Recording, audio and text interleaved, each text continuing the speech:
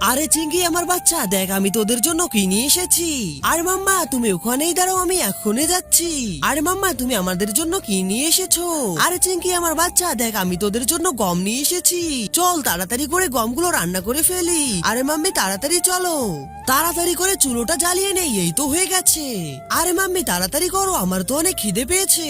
এরপর কি হলো সেটা দেখার আগে তুমিও কি তোমার মাকে বেশি ভালোবাসো নাকি টাকাকে বেশি ভালোবাসো? তুমি যদি আমার মতো মাকে বেশি ভালোবাসো তাহলে ভিডিওতে লাইক দিয়ে চ্যানেলটাকে সাবস্ক্রাইব করবে। আর যারা ভিডিওতে লাইক দিয়ে চ্যানেলটাকে সাবস্ক্রাইব করবো না, আমি বুঝবো তারা মায়ের চেয়ে টাকাকেই বেশি ভালোবাসে।